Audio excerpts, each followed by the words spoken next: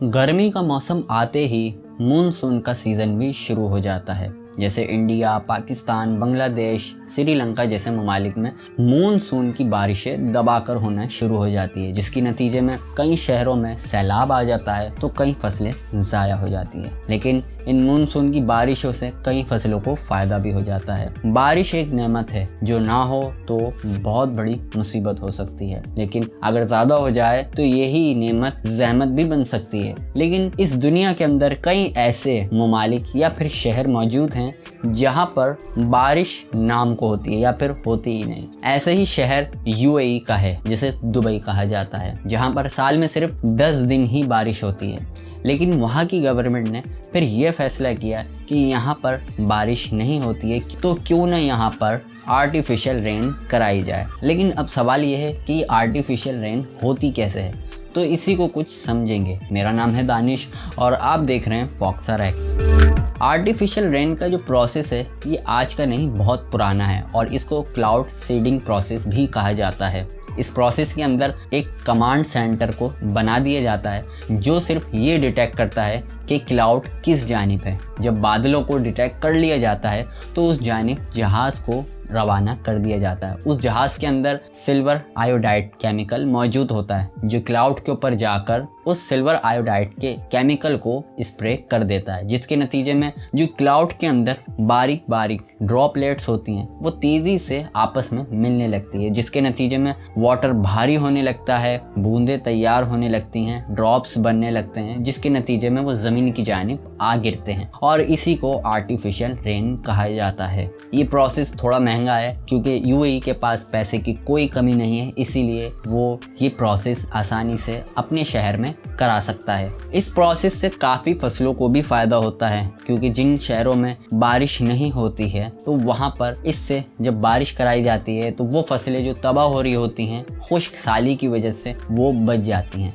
ना सिर्फ ये बल्कि दुबई के अंदर एक और मसला भी है और वो है मीठे पानी का। वहाँ पर पीने का पानी जो है वो मयसर नहीं है। वहाँ पानी तो है लेकिन समंदर का, और वो पीने के लायक बिल्कुल भी नहीं है। इसलिए वहाँ पर ऐसे महंगे प्लांट लगाए गए थे जिनसे समंदर के पानी को पीने के लायक पानी तैयार कर दिया जाता था। लेकिन अब ये क्लाउड सीडिंग जो प्रोसेस है इसके ज़रिए जो बारिशें हो रही हैं अब उस पानी को स्टोर करने की प्लानिंग की जा रही है वहाँ पर। दरअसल वहाँ पर एक डैम भी तैयार कर दिया गया है जिसके अंदर जो आर्टिफिशियल रेन होती है उसका पानी स्टोर कर दिया जाता है, जिससे मीठा पीने का जो पानी होता है वो अब वहाँ पर आसानी से मिल सकता है। वहाँ पर डिफरेंट हो सकता है कि फ्यूचर के अंदर डैम्स बना दिए जाएं जिसमें आर्टिफिशियल रेन के पानी को स्टोर कर लिया जाए और उसे पीने के लायक तैयार कर दिया जाए। लेकिन यहीं पर एक सवाल उठता है और वो ये सवाल है, क्या ये आर्टिफिशियल रेन इंसानों के लिए मुज़िर तो नहीं? कहीं ये इंसानों, जानवरों और पौधों के लिए नुकसानदेह तो नहीं? क्योंकि इसके अंदर सिल्वर आयोडाइड का केमिकल लगाया जाता है। तो इसका जवाब ये है कि अभी तक की जितनी भी सर्वे किए गए हैं जिसके अंदर कोई भी ऐसा साइड इफ़ेक्ट सामने नहीं आया है। वैसे हर टेक्नोलॉजी का कोई ना कोई साइड इफ़ेक्ट होता तो ज़रूर है,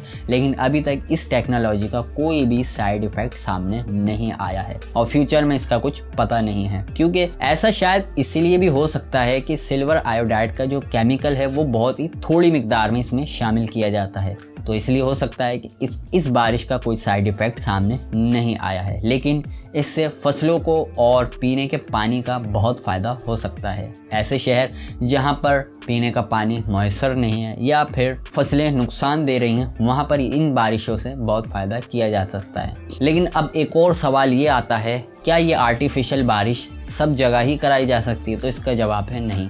ये आर्टिफिशियल रेन करने की भी कुछ शराइत हैं, जिसमें से एक ये शर्त है कि वहाँ पर बादल का होना। जहाँ पर आप आर्टिफिशियल रेन कराना चाहते हैं वहाँ पर बादल लाजमी हो, क्योंकि बादल होंगे तभी आप स्प्रे कर पाएंगे। और वहाँ पर नमी का तनासुब ज़्यादा होना चाहिए, 50% से ज़्यादा हो, ताकि नमी होगी तो वेपर्स होंगे तो ड्रॉपलेट्स बनेंगे, बनेंगे तो वो आपस में मिलेंगे प्रोसेस से और वो बूंद बूंद बन के बारिश बन के गिरेंगे। तो इसलिए नमी का तनासुब भी थोड़ा ज़्यादा होना चाहिए। हवा का एक खास रफ्तार से हवा भी चले और इसके नतीजे में आर्टिफिशियल रेन वजूद में आती है। लेकिन इसी से मिलता जुलता एक प्रोसेस और मार्केट में आ चुका है और वो है क्लाउड जैपिंग प्रोसेस। इसमें होता कुछ ये है कि जब बादल आ जाते हैं या गुजर रहे होते हैं, उन पर ड्रोन्स भेजे जाते हैं। उन ड्रोन्स का ये काम होता है कि उन क्लाउड्स पर जाकर इलेक्ट्रिक शॉक देना। जब इलेक्ट्रिक शॉक उन क्लाउड्स पे पड़ते हैं तो जो ड्रॉपलेट्स बारीक बारीक होते हैं वो तेज़ी से आपस में मिलने लगते हैं, जिसके नतीजे के अंदर बारिश और ज़्यादा तेज़ जल्दी हो जाती है,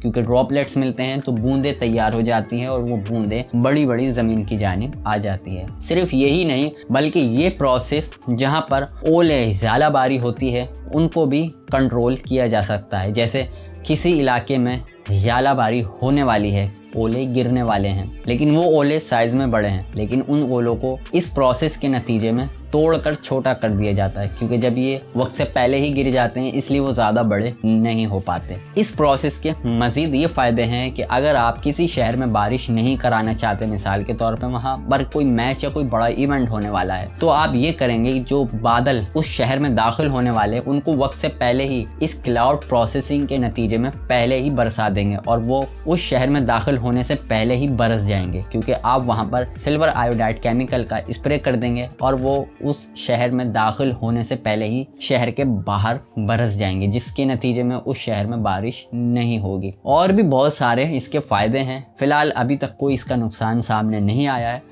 आप क्या कहते हैं इस बारे में ज़रूर कमेंट्स में बताइएगा। वीडियो कैसी लगी ये भी बताइएगा। वीडियो को लाइक कर दीजिएगा, चैनल को ज़रूर सब्सक्राइब कर दीजिएगा और बेल के बटन को भी दबा देना ताकि हर आने वाली वीडियो का नोटिफिकेशन भी आपको मिले। मैं मिलूँगा फिर एक नई इंटरेस्टिंग टेक्नोलॉजी के हवाले से एक नई वीडियो के साथ। अपना ख्याल रखिएगा एंड गुड बाय।